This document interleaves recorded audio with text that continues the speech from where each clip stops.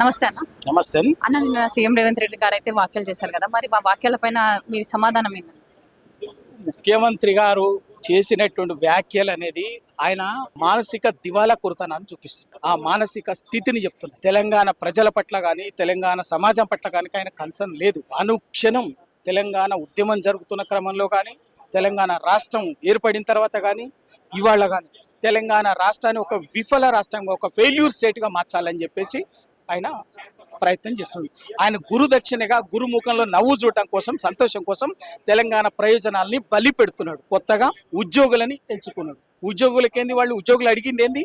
వాళ్ళు మీరు ఎన్నికల మేనిఫెస్టోలో ఇచ్చినటువంటి 11 హామీలని నెరవేర్చమని చెప్పేసి చెప్తున్నారు. 15 నెలలు అవుతుంది అధికారంలోకి వచ్చి, మీరు 3 నెలల్లో అన్ని పరిష్కరిస్తామని చెప్పేసి చెప్పిండ్రు.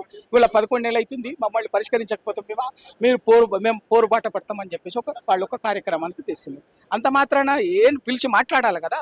6 నెలలుగా వాళ్ళు పిలిచి మాట్లాడమంటుంటే ముఖ్యమంత్రి గారు టైం ఇవ్వలే, మంత్రులు టైం ఇవ్వలే, కానీ బయట మాత్రం ఇష్టం వచ్చినట్టు నోటికి వచ్చినట్టుగా మాట్లాడుతున్నాం. దానికి ఇలా ఉద్యోగుల సమస్య కట, వాళ్లకు రాష్ట్ర పరువు బజారు పడుతుందని చెప్పి మాట్లాడేటువంటి వాళ్ళకి వాళ్ళని సమర్థించేటటువంటి వాళ్ళకి కొంచెమన్నా విజ్ఞత ఉండాలి, సిగ్గు ఉండాలి. రాష్ట్ర పరువుని బజారు వేసినటువంటి స్వయంగా ముఖ్యమంత్రి, వాళ్ళ మంత్రులు దివాలా పొద్దున్న లేస్తే తెలంగాణ మా రాష్ట్రం దివాలా తీసింది అప్పుల పాలమైన అన్నట్టు కుర్చీలో కూర్చున్న మొదటి రోజు నుంచి నోటికి వచ్చినట్టుగా చిల్లర మాటలు మాట్లాడి, బజారు భాష మాట్లాడి తెలంగాణ ప్రతిష్టని బజార్న పడేసినటువంటి వాళ్ళు వాళ్ళు దాన్ని బజార్న పడేసింది వాళ్ళు.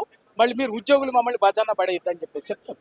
మాట్లాడటానికి కొంచెం విజ్ఞత ఉండాలి, బాధ్యత ఉండాలి కుర్చీలో కూర్చున్నటువంటి వాళ్ళు.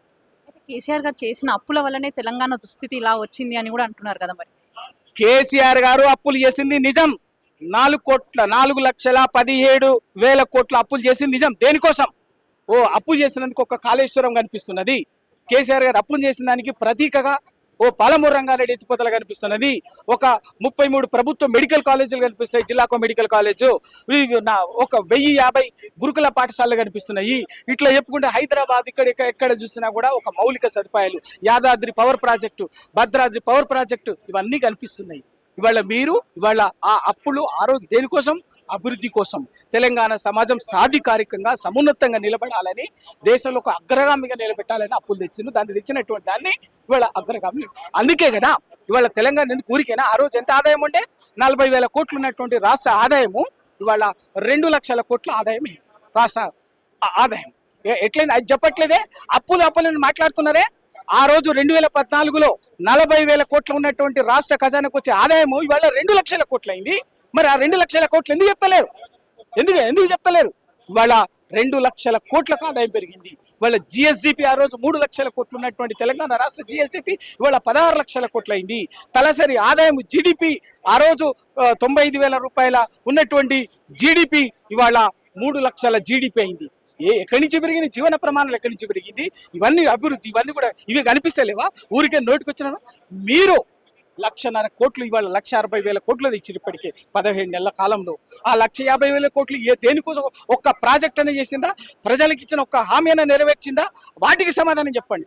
వాటిని ప్రజలకు ఇచ్చినటువంటి 420 హామీలని పంగనామాలు పెట్టడం కోసం, ప్రజలకు మోసం చేయడం కోసము తొండిగా లంగ మాటలు మాట్లాడుతున్నారు తప్ప రాష్ట్ర ఆర్థిక పరిస్థితిని దివాలా తీసిందన్నది అబద్ధపు విషపూరిత ప్రచారం తప్ప వాస్తవం కాదు.